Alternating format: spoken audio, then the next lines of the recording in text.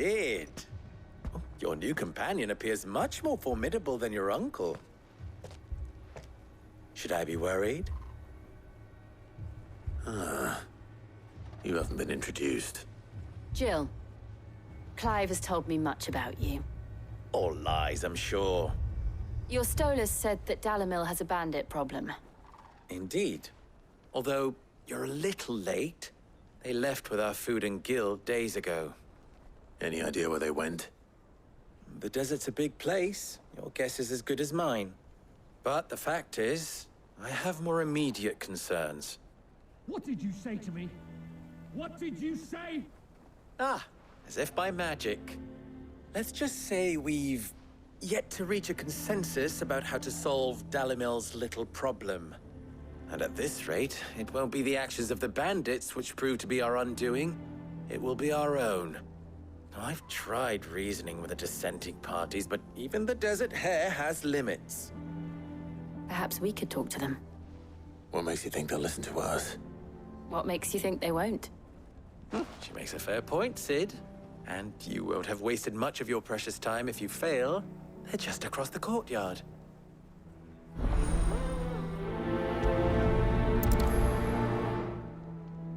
Suppose we just follow the shouting.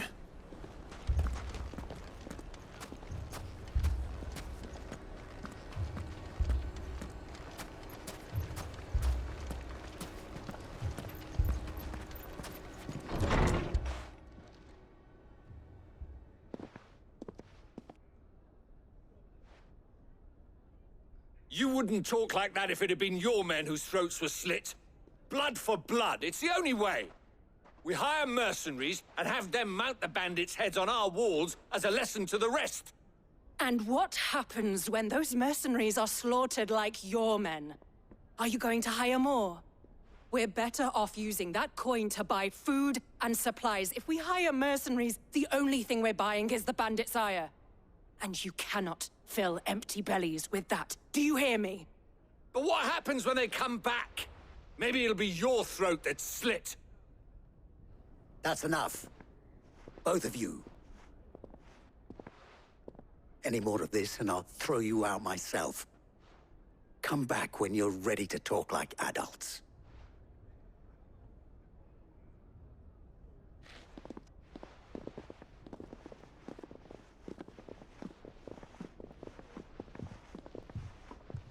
Victor. What's he doing here? Sid. And Lady Jill. What brings you here? I was about to ask you the same thing.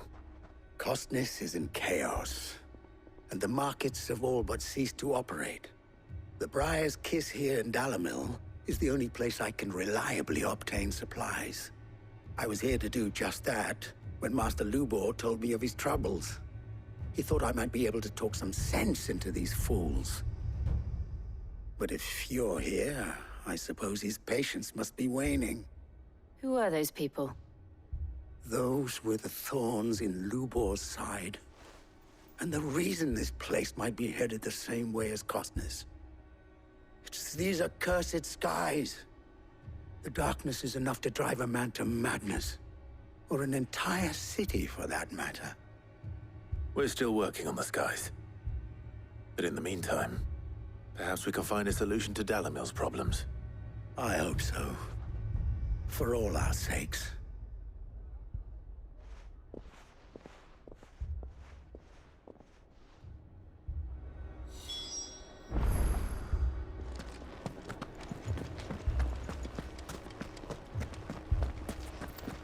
Poor bastard.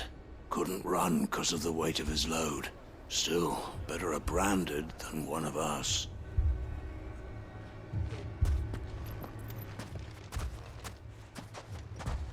So, you see my predicament?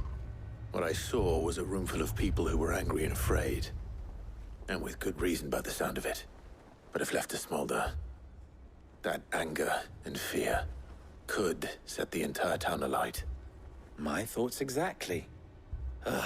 What to do? Both sides wish to protect their homes and livelihoods, if only they could agree on how. But as long as they are divided, we are vulnerable. And if there's one thing bandits like, it's an easy target. What would Sid the Outlaw suggest? Well, if it were my namesake, he'd let them choose for themselves, and be on hand to pick up the pieces when it all went wrong. That sounds like a recipe for disaster. A recipe for disaster is precisely what it is.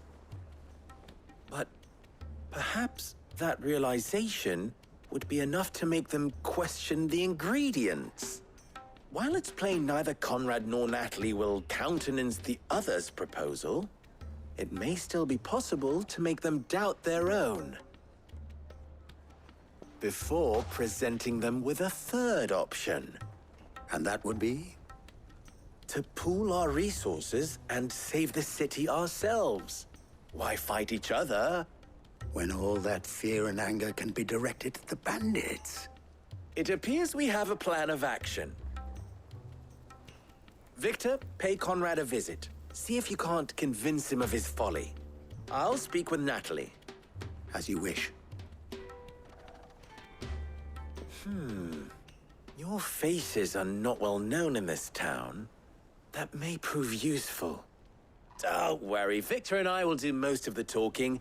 You need only play along. Play along. What he means to say is yes.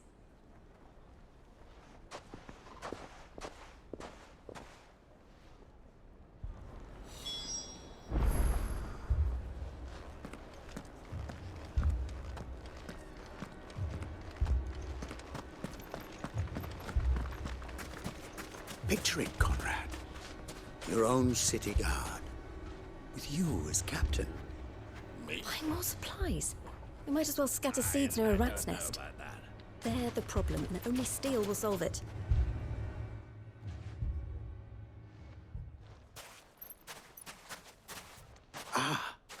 Here she is. The Lady of the Spear herself.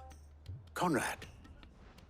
May I introduce you to Jane, commander of the Red Wings, the oldest mercenary guild in the Free Cities.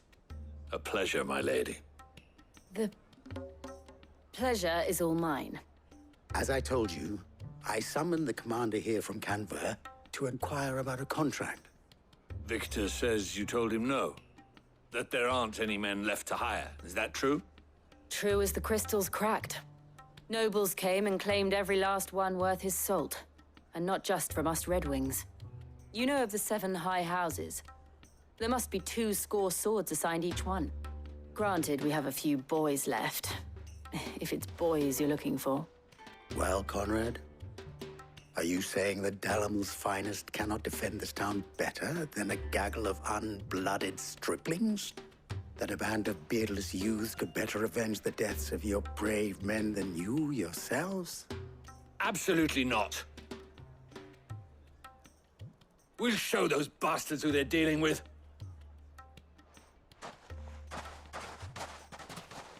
I can't believe that actually worked. Conrad's not what you called the brightest candle in the crypt. And there's a reason why I had you do the talking and not Sid. Well played, my lady.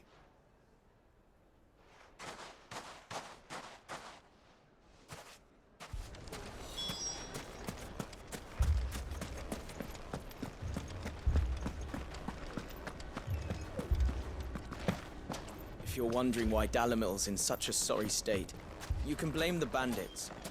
Them and the mercenaries who are guarding the gate.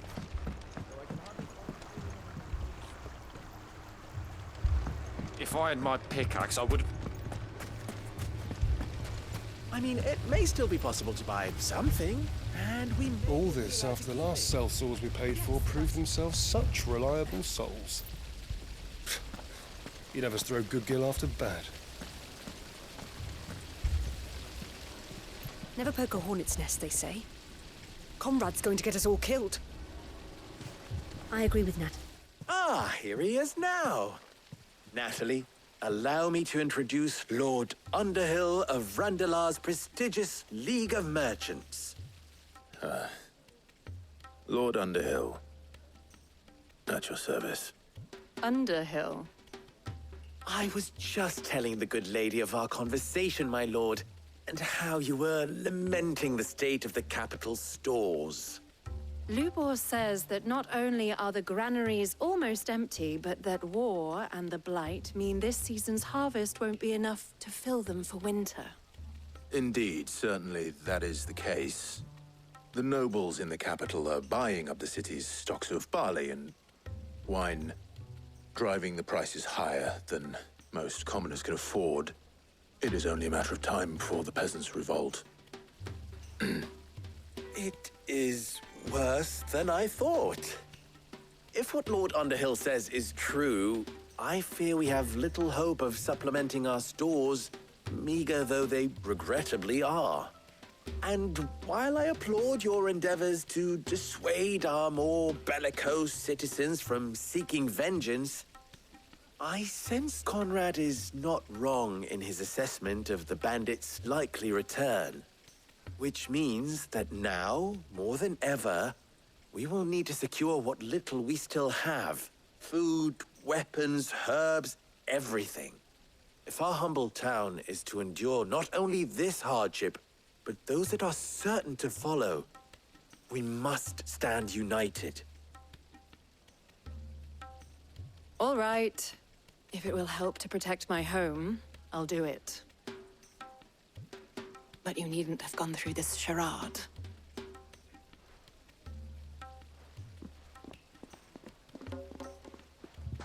Thank you, Clive.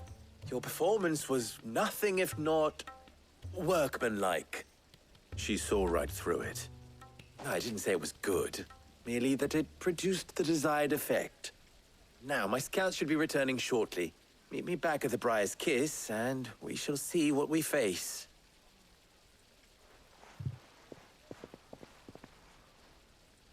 I'm not convinced our roles in this ruse were entirely necessary. It appears I have no choice but to do what I don't little know. I can to defend Conrad seemed quite taken with you.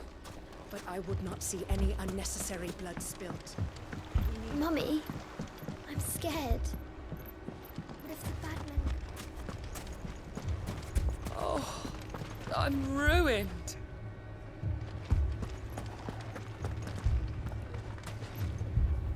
Good news, Sid. Both Conrad and Natalie have somewhat gracefully accepted their new roles. With time, they may even learn to. Time no longer appears to be the luxury it was before lunch. I take it your scouts found the bandits. Technically, it would be the bandits who found my scouts. It appears they march for Dalimil as we speak. All of them. You're not serious. They don't just want food, they want the whole damn town.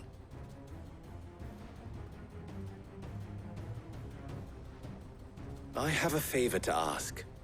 I'm told the bandits march in two groups, one from the south and one from the desert, in a move doubtless intended to stretch our already gossamer-thin defenses. Very well. Jill and I will meet those from the desert. But what of the rest? The rest, my friend, the city shall fight. Together. Mistakes, I concede, are high. But if this does not unite Dalimil, nothing will. That is a lot of faith to put into those who had their hands around each other's throats but a moment ago. Then it will be for us to see that their hands are kept occupied. And I do mean us. I thought you might say that. We'll hold them off for as long as we can. And we will do the same.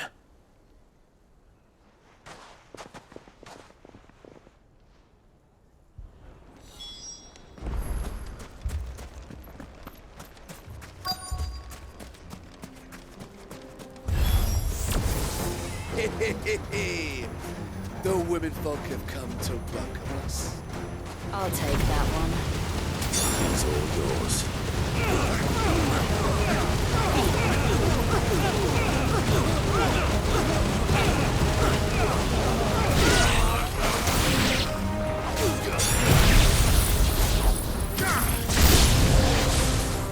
They mean to overwhelm us.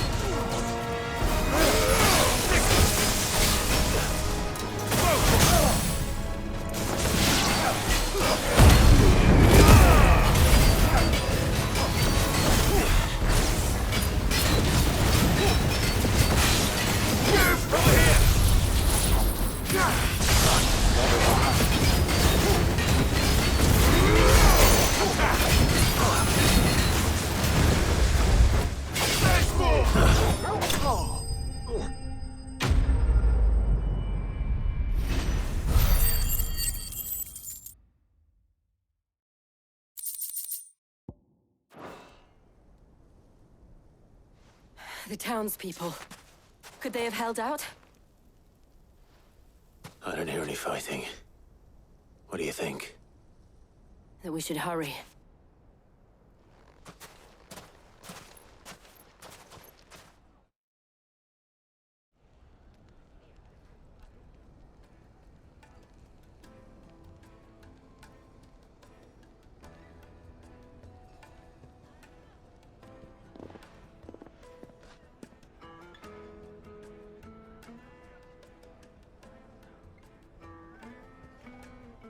Natalie, I owe you an apology.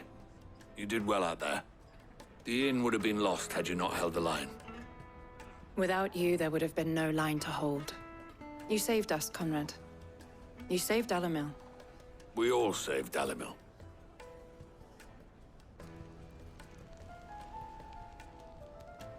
Conrad seems to have had a change of heart. I'd say they both have.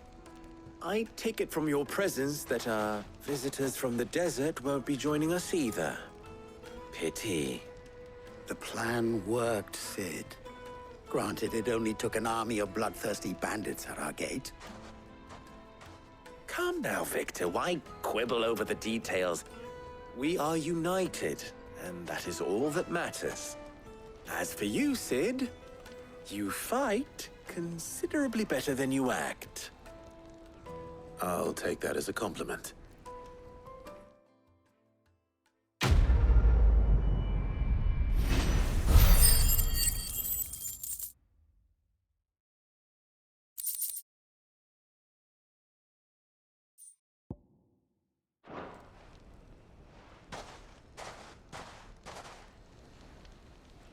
Our friends seem to have things under control. For now, at least. Let's go and put Otto's mind at rest.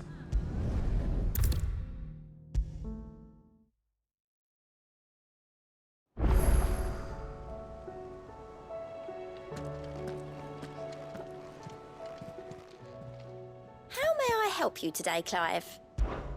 Is everything we've received and everything promised?